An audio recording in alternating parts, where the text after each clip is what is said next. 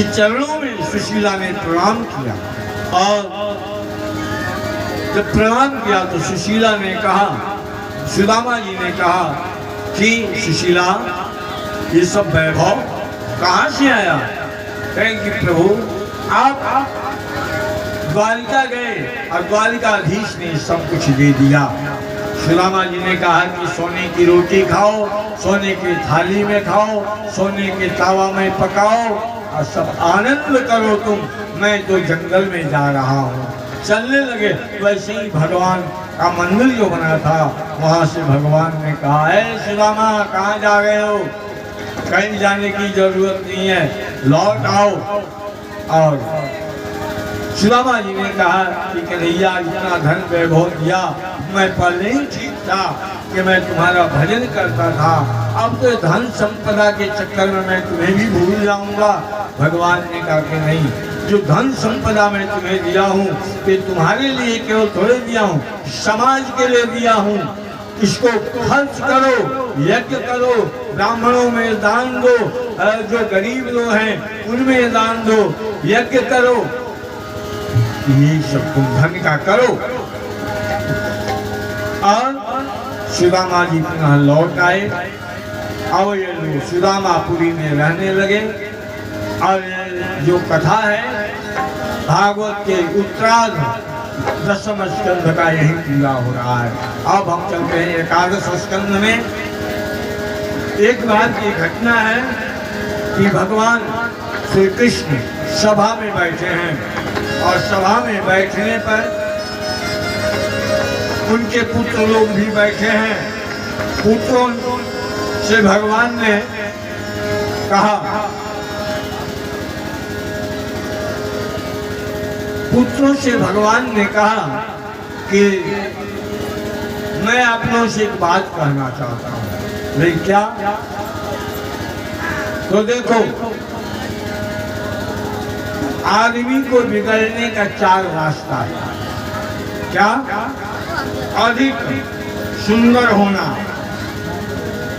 जवानी होना, ज्यादा संपत्ति होना और सत्ता मिल जाना। ये 4 जब मिल जाता है व्यक्ति को ना, तो व्यक्ति बिगड़ जाता है। तब उसके पास विवेक नहीं होता है।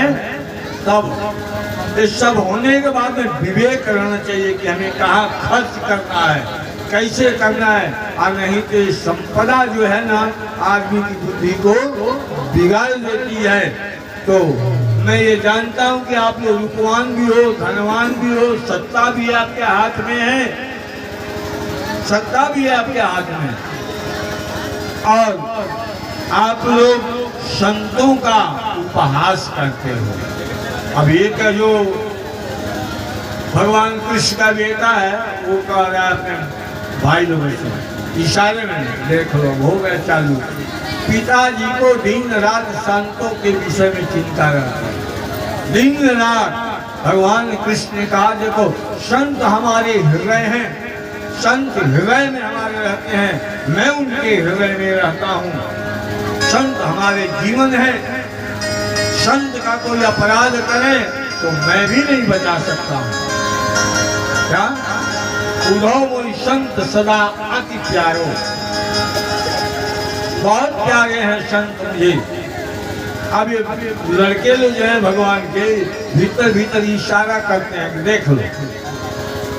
भगवान ने कहा कि ठीक है, हमें जो कहना था मैं कह दिया, समझना आप लोगों को है, लेकिन आप लोगों के पास विवेक नहीं है। संत का अपराध मत करना। देखिए, संत को सम्मान नहीं दे सकते हैं कि कोई बात नहीं, लेकिन अपराध मत कीजिएगा। अपराध कीजिएगा तो पाप लगेगा, भगवान नाराज हो जाएंगे अपराध करने पर, इसलिए अपराध मत कीजिएगा। यहाँ भगवान कृष्ण के जो ये लड़के लोग हैं ना, एक प्लानिंग कर दी। क्या? प्रद्युम्न जी से कहे कि संत लोग आए हैं अपने यहाँ पिंडारक क्षेत्र में, तो ऐसा किया जाए कि देखा जाए नकली बाबा है कि असली बाबा लोग हैं, तो ये चेक किया जाए। तो कैसे चेक किया जाएगा? प्रद्युम्न जी से प्रद्युम्न जी ने कहा कैसे किया जाए? तो भैया ऐसा है, शाम को लड़की बना दिया जाए। तो शाम जो है ना जामवंती जी का लड़का है, बड़ी सुंदर है। शिव और पार्वती दोनों की कृपा से उनका जन्म हुआ है। शाम को इन लोगों ने क्या किया, औरत बना दिया दुल्हन। अब पेट में कपड़ा बांध दिया और लेकर के चल दिए संतों के पास में। जा कहते हैं महाराज आप बताएं, नई दुल्हन है, ये जानना चाहती है पेट में जो इसके गर्भ है ये बेटा होगा कि बेटी होगी? तो संत लोग कहे कि तो बड़ी बदमाश है, सब भगवान के लड़के होके भी इतने बदमाश हैं, हंसी उड़ा रहे हैं।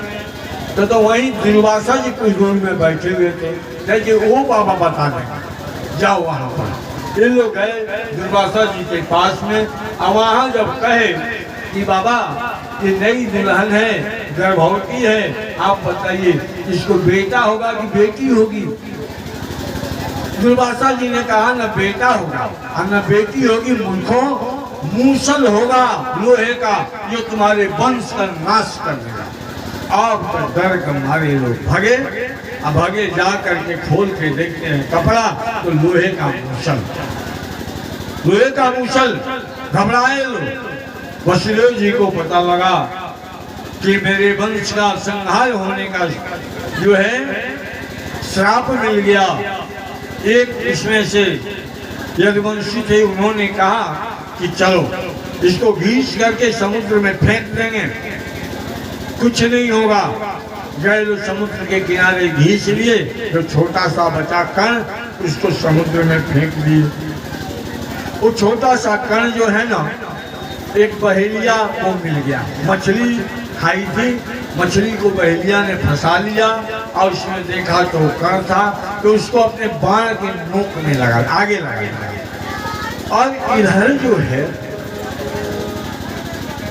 इस सारे यदुवंशियों में खटपट मच गया और झगड़ा हो गया। बहुत झगड़ा किए लोग, बहुत झगड़ा, सारे अस्त्र शस्त्र का प्रयोग इन लोगों ने किया। यहाँ तक कि बलराम जी भगवान कृष्ण मार बचाने चले, तीन लोगों को मारने के लिए लोग दौड़ पड़े। बलराम जी वहां से चले गए और अपने धाम को निकल गए, शेषनाग के रूप में चले गए। बोले बलराम जी महाराज की। अब कोई किसी के पास कुछ बचा नहीं था, तो समुद्र के किनारे जो घीस करके रखे थे ना, एक घास बन गया था बड़ा तीखा, और उसी को उखाड़ के आपस में लगे लोग मार करने। इतना मार के पूरे 56 कोटि यदुवंशी जो है ना वो समाप्त वहीं पर।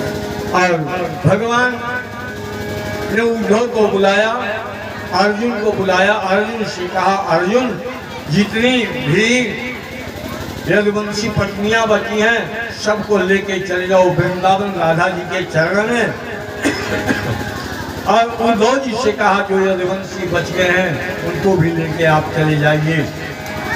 उद्धव जी लेके चले गए। भगवान को परम धाम जाने का मन है। ऊपर से ब्रह्मा जी सब देवता लोग बुला रहे हैं कि प्रभु आओ, समय पूरा हो गया। भगवान प्रभास क्षेत्र में पैर के ऊपर पैर रख करके बैठे हुए हैं। उनके पैर में कौस्तुभ मणि है, चमक रहा है। वो बहेलिया जो है ना उसने देखा कि कोई मृगा का नृत्य है, बस वहीं से बाण संधान कर दिया। वो बाण आके भगवान को लग गया। भगवान को लगा, दौड़ के आया वो और बिलख के रोने लगा, प्रभु अपराध हो गया, अपराध हो गया। भगवान ने कहा नहीं, मेरी इच्छा थी, मैंने भी तुमको।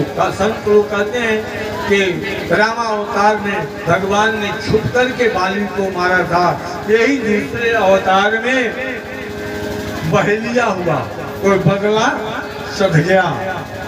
और भगवान भी परम धाम को प्रस्थान कर गए। उद्धव जी सब लोग अपने अपने जगह पर प्रस्थान कर गए। आज इसी के बोलिए द्वारकाधीश भगवान की। इसी के साथ एकादश स्कंद जो है विराम ले रहा है। द्वादश स्कंद में